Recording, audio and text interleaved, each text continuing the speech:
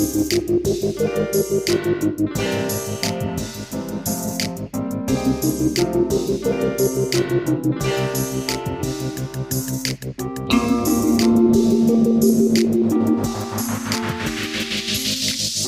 to the Mukilteo Football Show. My name is Miles. My name is Kirk.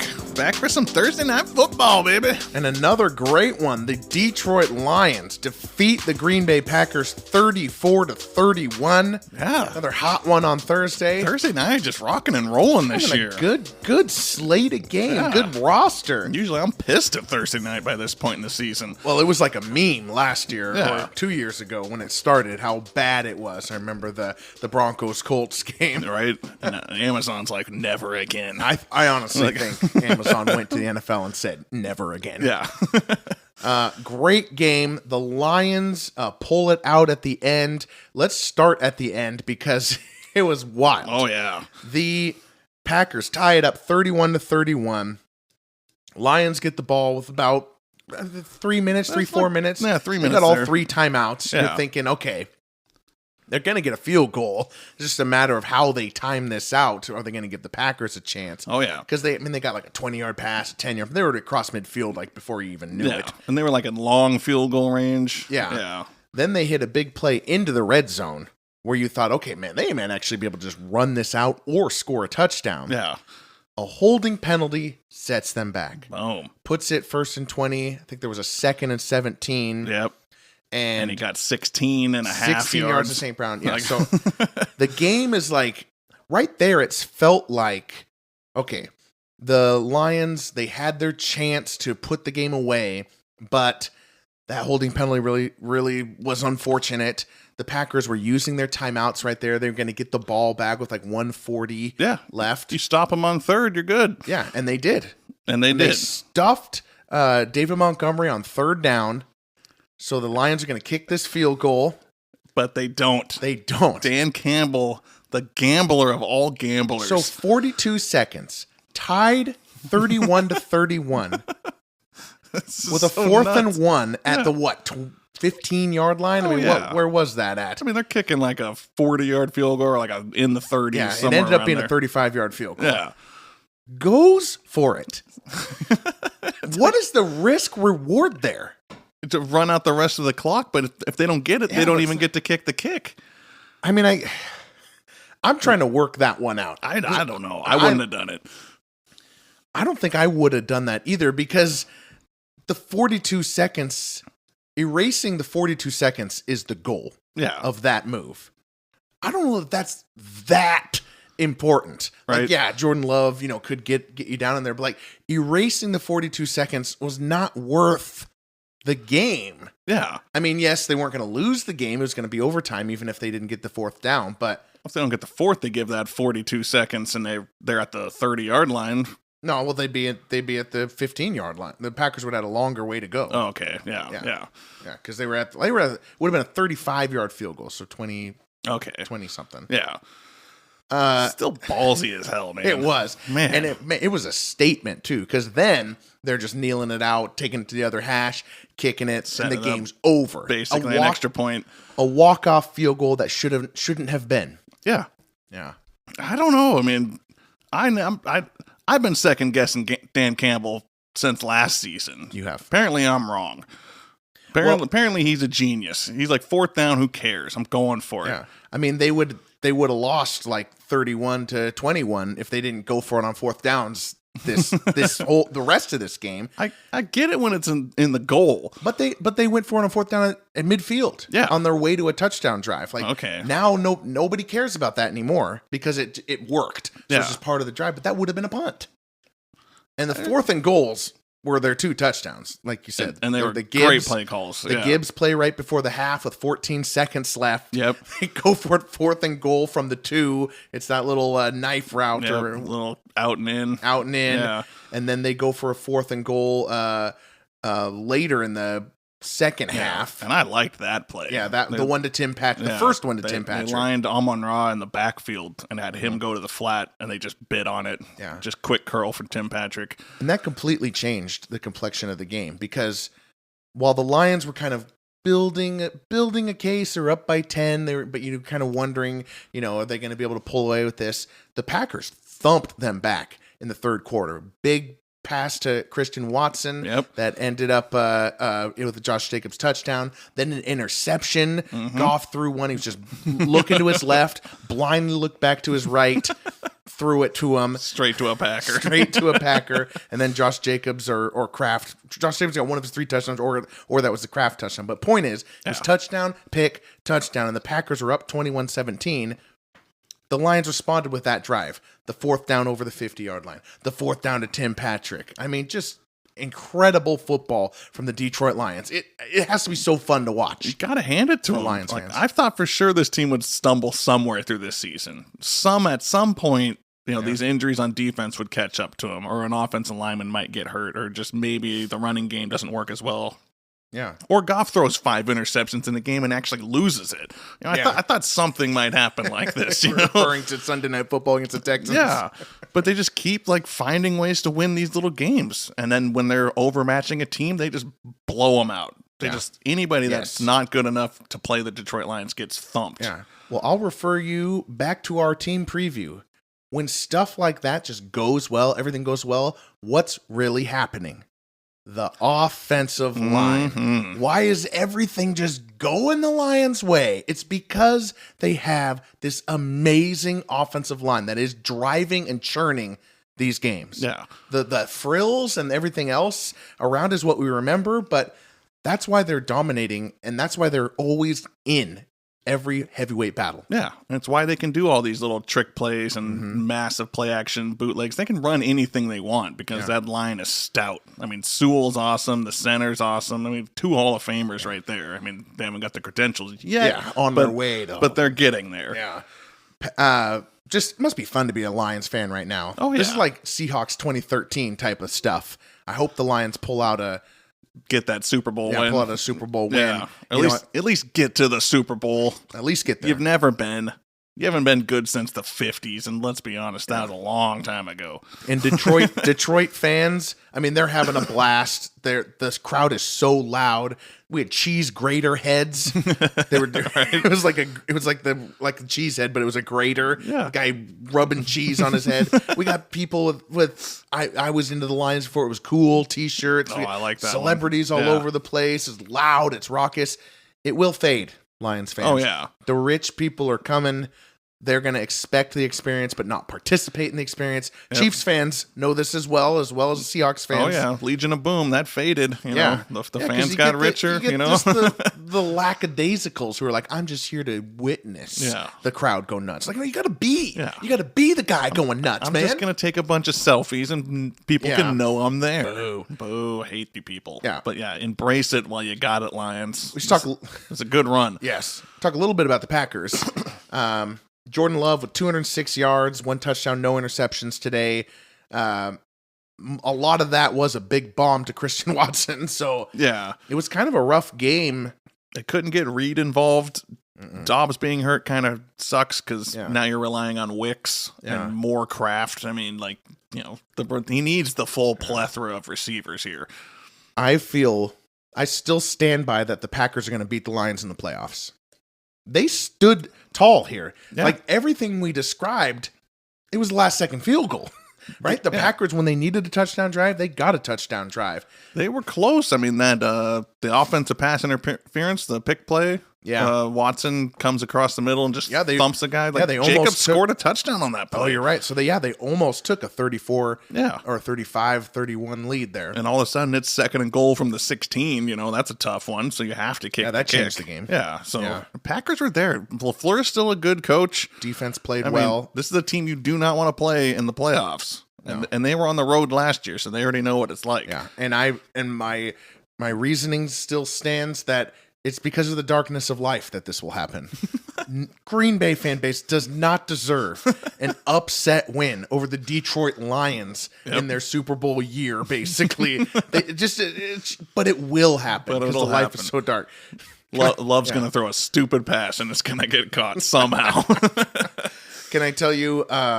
So I got The Athletic pulled up here so I can kind of reference the stats when needed. Okay. And there's some comments on here. I just happened to notice that the whole game, the top comment is this guy with a Green Bay flair and a Detroit flair, and he wrote absolute bullshit. What is he talking about in reference to this game? Yeah. Just bullshit. Dude, it was a good game. Yeah, I know. Like, come on. What more do you want?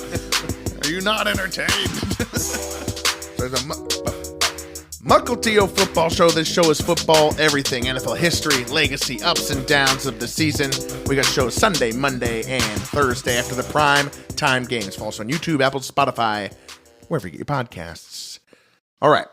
So not a great slate of games for Week 14 here. Yeah, we got a lot of good teams on buys. Why we have buys in Week 14, I'll never know, and that's my plug. I've been whining about it since they came out with the Kirk's schedule. Scheduling guffs. Yeah. I will say one guff was answered for me on Sunday. You were guffing about why there were no buys last week. Yeah. It makes sense when there are 4 games in the week to not, like, we have 3 games on Thursday, a game on Friday. Yeah. We needed more games on Sunday. We couldn't have 6 teams on bye. So finish the buys in Week 12. Okay. Come on. We got 6 buys here in Week 14.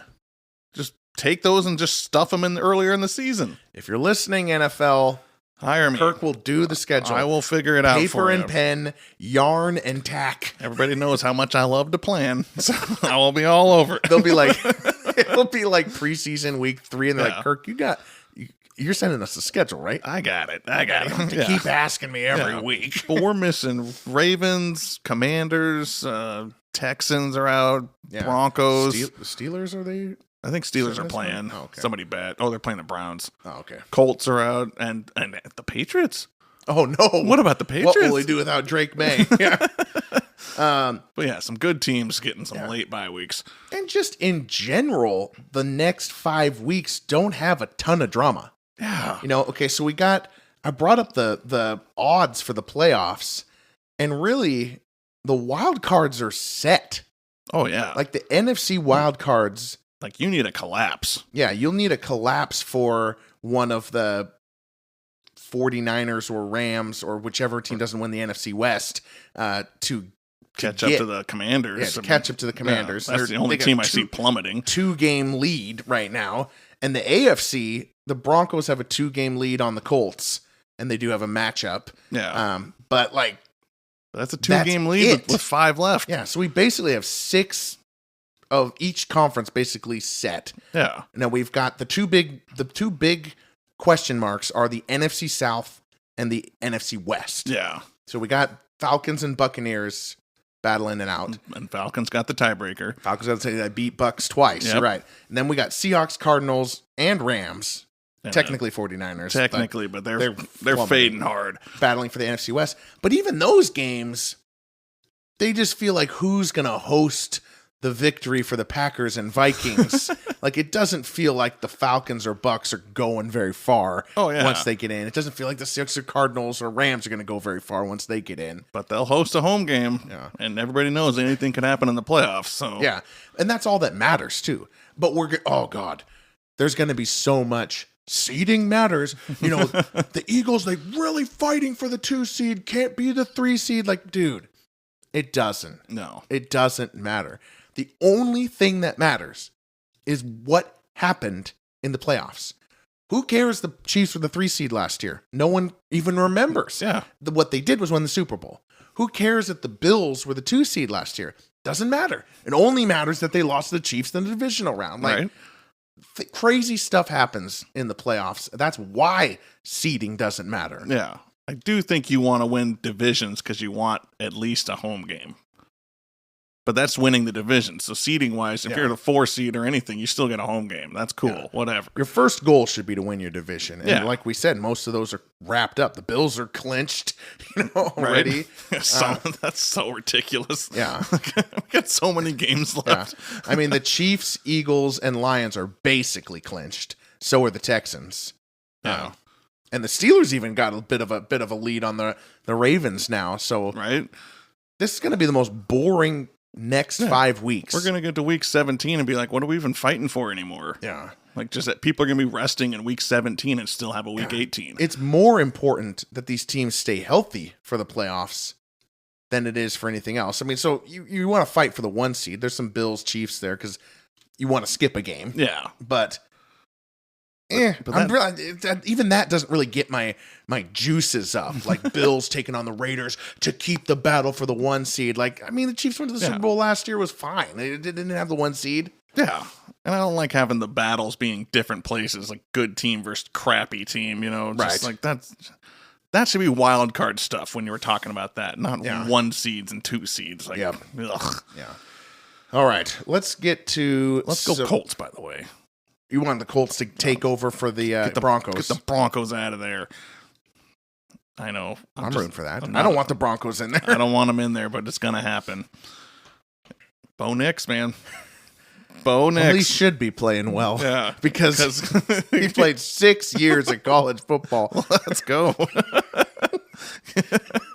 Gotta keep plugging Ring the bell. Yep. Miles got his Bo Nix played 6 full seasons of college football reference in. Ding, ding. All right, let's talk Seahawks Cardinals. Yeah, this is game of the week. This is game of the week. Just had this game in week 12. Yep. Now here in week 14, the Seahawks are now 7-5. The Cardinals are 6-6. 14 days ago, the Seahawks won 16-6. Despite a red zone interception, so actually could have been worse than that for the Cardinals. We dominated, and I say we because we're Seahawks fans. Yeah. We dominated Kyler Murray and James Conner and the Cardinals offense. Oh, yeah. It's crazy. They couldn't do anything. Nothing. And we had a pick 6. Yeah. So, I mean, I don't know. We have the speed to keep up with Kyler Murray. I think that's going to be the biggest issue for the Cardinals coming to this game. I like the way the defense is starting to gel. I know. McDonald's starting to figure it out. Well, it helps when you got a guy priming out in the peak of his career that Leonard Williams is right now. What a good trade. His Cardinals game was better than his Jets game and his and the Jets game. Yeah. Like he absolutely decimated double teams right in the middle and got sacks. Oh yeah. In week 12. He gets all the highlights for week 13 because that amazing pick 6 and a few really great sacks, but he was even better against the Cardinals. Yeah, he's starting to hit that peak. I'm with you on that. This defense is good. Witherspoon, nobody's talking about him because he hasn't really got any interceptions. But the reason he's not getting interceptions is because they're not throwing the ball at him. Oh, yeah. He's fantastic. He's got to be in contention for All-Pro. I hope he is. He's been playing amazing. He better be. That was an awesome pick. Thank you, Broncos, for that.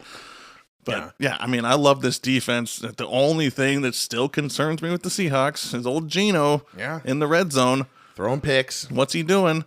And just taking drives off. You don't feel the stability. Yeah. It's very shaky, the Seahawks offense. Yeah. And with Metcalf, he's going to be hampered the rest of this year. It's the knee. It kind of gets tweaked here and there. Like, we're putting a big reliance on old Smith and Jigba. Love the way he's playing. Yeah, but now he's all of a sudden... Like, every week we need 140 from this guy. I don't know. Let's try to get Kenneth Walker going a little bit, And there's offensive line problems. You know, this could be a defensive battle. Cardinals defense has been playing great. Yeah. They lost to us, but that wasn't the defense's fault. That's for sure. Oh yeah. And the Cardinals, they shut down the Jets a little while ago. They've had some really, really good defensive performances lately. Even last week against Minnesota. Oh yeah. They were holding them most of the game. Minnesota kind of pulled away at the end, but my takeaway, mid, third quarter or something like that, I was like, man, Arizona really is a tough little team. Yeah, with a bunch of no names. Yeah, this is how Arizona does well. And their sneaky little season is fading away. I know. They were 6-4. They lost to us. They're 6-5. Lost to the Vikings. Now they're 6-6. They can't lose this and go 6-7. They need to bounce back. This would be a heartbreaker. Losing a game at home, or basically you fall 2 games behind in the division. You'll lose the tiebreaker at that point. Mm-hmm. This is a must-win for the Cardinals. But obviously, Seahawks can't give this up either. This is huge. This is a huge game. This is basically for the division with the Rams having that outside shot. It's definitely for the driver's seat of the division. Yeah. If Seahawks win this, they really got it because they would get an extra tiebreaker because we won the Cardinals game week 12, so we'd be 2-0 against them. Yeah. Super important for both teams. Who you picking? Man, I'm kind of looking at another defensive game. Yeah. I don't like being on the road for this one, especially so early after the last one. But as a Hawks fan, I'm starting to like our resiliency. We should have lost to the Jets, having 3 fumbles on special teams, and we did not play well. That was such a hard game to watch. And we still pulled it out. Like that's what playoff football is about. And we're starting to seem to be more situationally aware. We can take punches. We can sneak this division out. I really do. I think we play well against Kyler Murray. Nobody go back and listen to how often this happens. You're feeling Seahawks, I'm going to go against. This is smoke and mirrors to me. I agree with you. The defense is gelling. Yeah. The offense is lucky to be 7-5. They should be, groveling at the feet of the Seahawks defense over the last 5-6 weeks that that they didn't go into a tailspin. Yeah. Only the Seahawks defense pulled us out of a tailspin. The offense has continued said tailspin into one of the worst units in the league. Yeah. Geno Smith sucks. He's a stat patter. Yeah. Man, I think this is the game where Kyler Murray shows how much better he is than Geno Smith. Kyler's been quiet. Only I think 1 touchdown across these 2 losses here. So a little Kyler Murray. They've got to have some countermeasure to what happened in Week 12. They have to. Jonathan Gannon's a good coach. This will tell me if he's a good coach. What the countermeasure is. They got to get Marvin Harrison involved. Yeah. Got to get him involved. And he is the one who caught that touchdown against Minnesota. That was nice to see. Witherspoon blanket him. Yeah. Let's let Leonard Williams go to work up the pipe. Go to work. Big Leo. Big Leo and Big Murph. All right. I'm taking Cardinals. Kirk's taking Seahawks. How dare you? You've picked against the Hawks like every game I this know. year. I'm not trying to. I know. It's just my pessimistic nature as a Seahawks fan. As a Hawks fan, I just can't help myself. All right. Let's go to what was billed. Definitely one of the games you circled on the schedule when it was first announced in May. The return of Kirk Cousins to Minnesota. The Falcons, who are 6-6, going to the Vikings, who are 10-2. Vikings are favored by quite a bit, by the way, 5.5. Ooh. Kirk Cousins threw 171 touchdoughns as a Minnesota Viking. Damn, I did not know that. Only 99 as a Washington Commander or Redskin or whatever we refer to it in retrospect. I don't know. But so he really is a Viking, but he could not be coming in colder or off a worse game than his 4 interception performance against the Los Angeles Chargers last week. God, he's been terrible like the last 3 games. Yeah, he had the bye week in between there, which is like stifled some of it. But he played Broncos. Broncos, it was and horrible. Oh my god, that was just as bad. He did not have a touchdown in the last 3 weeks. Yeah, last 3 games he played. No, definitely not against the Saints. Yeah, and I know it wasn't against the Broncos, and so the Chargers game was a disaster. So he had no touchdowns in 3 games. They were 6-3, ready to walk away with this division, and they've just completely just fallen apart. And Bijan's doing fine.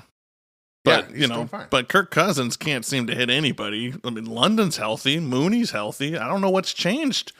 This is Kirk Cousins football. This is Kirk Cousins football. He had 8 touchdowns in the games against the Bucks, 3 touchdowns against the game with the Cowboys, and he's crushing it. And now it's time for the other side of Kirk Cousins. Yep. This is Kirk Cousins football. The second you think he's good, he will humble you, and he will be bad. So now that he's bad, he might do pretty good this week. He knows this stadium. He does. He does. He knows the ins and outs. This is a tough matchup for them to be coming in on the way they've been playing. Because the Falcons? Yeah. They've been playing so bad. They've been playing so awful. And Brian Flores is going to bring the house. Cousins has got no mobility. Yeah, that's an interesting battle since Cousins and Flores, they were on the team together last year. So, what they know about each other will be interesting. Oh, yeah. So, this is a tough one for old Kirko, which can only mean 4 touchdowns and 400 yards. In his return to Minnesota. I wonder what kind of reception he's going to get, honestly. Yeah. It feels like they should be nice to him. Like, he didn't leave on bad terms. No, I don't think... I think they'll be... They'll be nice, give him a little applause. Yeah. Yeah. And it's not like he's been the scapegoat. I think more the national media has scapegoated Cousins as a choker, checking down in the wild card game against the Giants on 4th down and losing. I think the Minnesota fans defended him. I think they'll be. Yeah, I think so too. Yeah. The Falcons fans are the ones that are pissed and starting to rumble about Penix. Yeah, exactly. They're like, oh, maybe next year. Go ahead and put Penix out there and watch what it really looks like. Don't do it this year. Yeah. Not while you're in the playoff battle. But Cousins is not the only problem for the Falcons. No. Like, they got no pass rush. They have oh my God. They have a few of the best players in the league on both offense and defense. Yeah. But just they can't put it together. The glue guys are not there. I mean, you have Jesse Bates, you got Judon, and you got Drake London, you got Bijan Robinson. I mean, you think this is coaching? Like Morris just isn't getting it done? Like, I think it's just a roster that wasn't ready to do this yet. Okay. You know, that kind of makes sense. This real contention stuff, I don't think this roster was ready. And as the injuries have piled up, as they do for every team. Oh, yeah. Even some of the guys I mentioned just then are banged up. Just no depth, and just they need to address their defensive line. Yeah. It's been bad for years. It really has. Like they've been the pass rush joke for a long time. Yeah. It's like, dude, you got to start getting some sacks, get some pressure, because the offense can do it when they need to do it, but you can't come into the game and expect them to do what they did against the Bucks, and whatnot every single game. Yeah. Cousins is going to go full Cousins on you sometimes. Yeah, exactly. He's going to throw those 4 picks and 1 touchdown, and you're like, damn, the heck happened to us? Like, were we that bad? So does this pessimistic tone mean we're just taking the 10-2 Vikings to roll? Oh, no. Because doesn't it feel weird? The 10-2 Vikings, they have Sam Darnold. Yeah. It does not feel like they're 10-2. Every game they play, just against the Jaguars, they've been playing the AFC South, it feels like they're barely winning, but they just always win. To me, this feels so similar to the 2017 Case Keenum season. Okay, yeah. Where Sam Darnold hasn't even been playing that well. Right.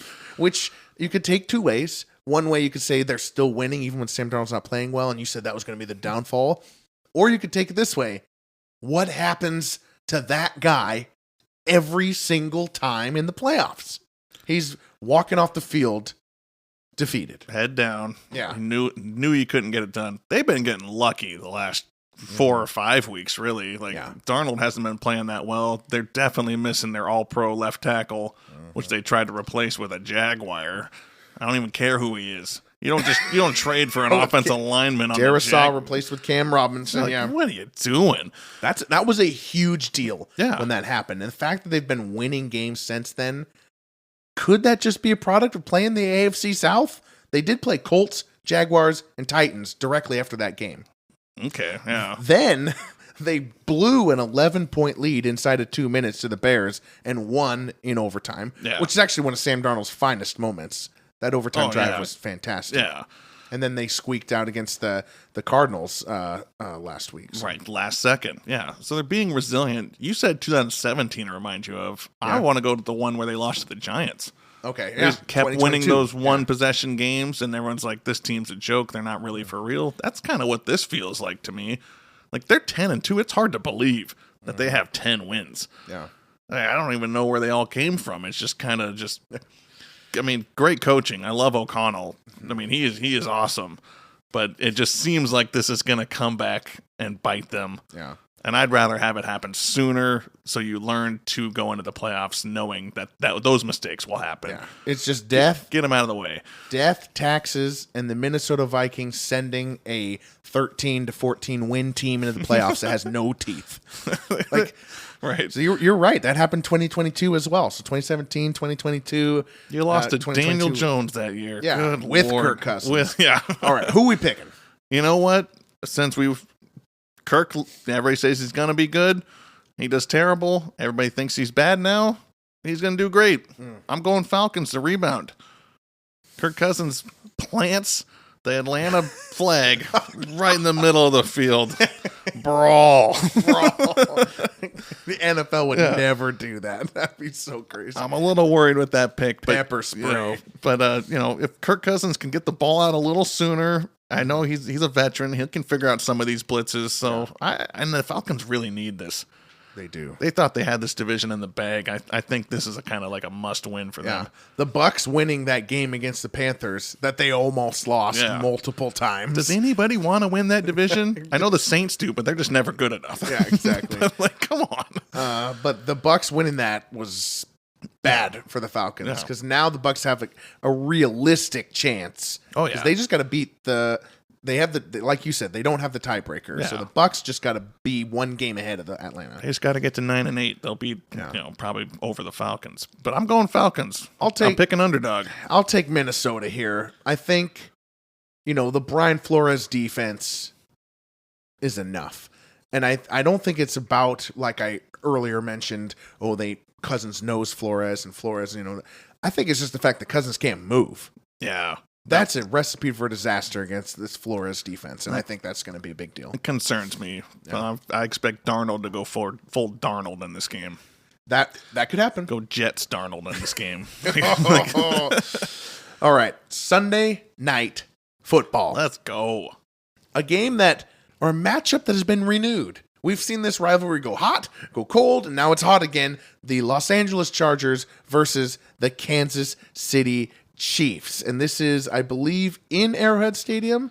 Let's check that. Ooh, I don't know. But this has been mostly going hot and cold just because of the Chargers. the Chiefs have been hot. Good point. It is at Arrowhead Stadium. Okay. So Chargers are 11-1. Chiefs are 11-1. It was a home game for the Chiefs regardless. It didn't matter if they were playing in LA or not. Though there was a game. Oh, who was it? Chargers. Ooh, was it Chargers-Ravens maybe? Where the Chargers fans were actually cheering? Actually showed up? Yeah. Oh, that was a prime timer. Yeah, prime timer. They'll show up on prime time. They want to be seen on the television. Just like the Lakers. Yeah, this is the LA crowd. God, LA. God. The Chiefs are the most uninspiring 11-1 season possible. I mean, it's just unbelievable the way they keep squeaking these games out. The Black Friday game was a Gardner or not, Aiden O'Connell fumble. They should have lost. They should have. There's no way other teams lose that game. I just cannot believe that they're not 10-2 right now. But it just keeps happening. Chiefs should be 500. They should be 500. Like, they've won so many lucky games this season. The Broncos missed or blocked field goal. I mean, early on the toe. Yeah. I mean, just so much. The Carolina game they should have blown. The Cincinnati game bailed out by the refs. Yeah, like it's just ridiculous. I wouldn't say 500. Yeah, but like you said, least inspiring 11-1 team, least inspiring back-to-back champion team coming and trying to repeat, get the three-peat. So do you think they're just holding, especially on offense, just holding their cards close to their vest? Or do you think that they're actually struggling in terms of an 11-1 team? I know. It is the offense. I mean, let's face it. It's the offense we're talking about. Yeah. I feel like they've been holding Kelsey back a little bit to get that postseason push. Yeah. So I feel like they're just kind of working the receivers to see how that goes. Pacheco still isn't back. Is he back yet? He finally came back? Played the Raiders game, not a full slate. But okay. He played in there. They need him to be healthy so they can get back to full Chief mode. Yeah. But, I mean, I do think they're holding some cards. Yeah. I think Andy Reid's like, we're not actually going to make it if we're going to go balls to the wall and try to blow teams out and get stats. He's let's just win some games, get in there. We don't care what seed we are, like we were saying. Yep. They don't care. We got to go play Buffalo, and Buffalo gives a crap. Yeah. We beat them there last year. It did not matter. The seeding didn't matter, CBS. Yeah. We'll go to Pittsburgh if we have to go to Pittsburgh. It doesn't matter to us. Yeah. So I think they are a little holding things back. Yeah. I do, and I always think, some people are saying that they're holding things back and that there's going to be some, miracle offense in the playoffs. I think that's too far. Oh, yeah. I think people are misremembering the Chiefs' offense in the playoffs last year. It wasn't pretty. They went, 75% of the AFC Championship and, 80% of the Super Bowl, punting the ball. They sucked, and they made it when it had to happen. Yeah. But they weren't, it wasn't suddenly this great offense all of a sudden. Yeah, their backbone is that defense, who's still holding their own. Yeah. But they've been, bleeding a few points here and there. Yeah. I mean. In this game, the Chargers defense might be better. A Chargers defense is just that Harbaugh defense, man. Right now. Jim Harbaugh comes in year one. He's like, and it's looking fantastic. Let me get rid of all my offensive superstars and just focus on my defense and let Herbert kind of just do this basic offense. Yeah. We'll win games. Yeah. I mean, they are the ones who shut down Kirk Cousins, who got him 4 interceptions. Oh, yeah. The defense won the game by themselves because the touchdown was a pick 6. Yeah, right. I forgot about that. Yeah. So this could be quite the defensive battle here. And that's weird to say in what was initially early 2020s shootouts. Initially billed, the Herbert versus Mahomes shootout. Yeah. And it just says a lot about where the NFL is now, that both these teams have, instead of stocking up the weapons, like you just said about Jim Harbaugh, the Chiefs have also not stocked up weapons for Mahomes. They have invested in the defense. It says a lot about how to win in the NFL right now. That's the way it goes. Defense wins championships. Yeah. So, I mean, it always kind of ebbs and flows with that. But we're in a defensive era right now. We are. We're falling back into it. Not a lot of good skill position play. Dobbins is IR. I know. That's brutal for them. Yeah. Because now you're relying on Gus Edwards and this Vidal guy who like everybody thinks is going to be good.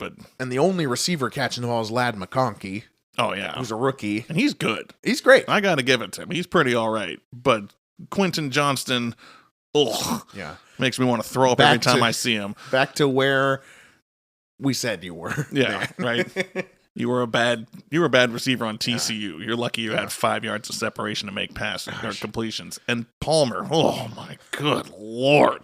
Nobody drops a ball like Palmer. Why are we still throwing 40-yard bombs to Palmer? The guy can't track a ball if his life's safe. I mean, he couldn't hit water if he fell out of a boat. Like, this guy, he doesn't know where the ball is in the air. Like, and how has he even made a career? Herbert needs to train his guys better. Yeah. No, I'm kidding. He has to do something because McConkey's really the only option. And with Dobbins out, that's trouble. You know what Herbert actually has to do is get more upset that his weapons aren't better. Yeah. But I do feel at the same time that this was kind of pitched to him. This is what's going to happen this year. Chargers are in a rebuild roster, and they have a lot to invest going forward. And they've done well. But yeah, Herbert's got to get on these guys. I mean, like after the Ravens game, Johnston dropped like a few like obvious ones, right? And he's like, "I just got to put it in better spots." So I'm like, "You hit him between the numbers, dude. Like, you can't put it any better than where you put it." Oh man. So I mean, I'm a little worried about the Chargers, but I think they can stick around in this game because of the defense. All they need is a few good offensive plays. Get McConkey down the field. They got a good kicker.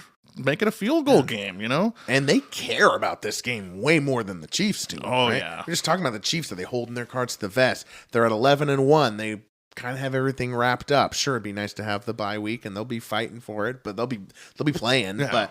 But it would be nice for the Chiefs to clinch. I think they would clinch the division if they beat the Chargers this week. Yeah.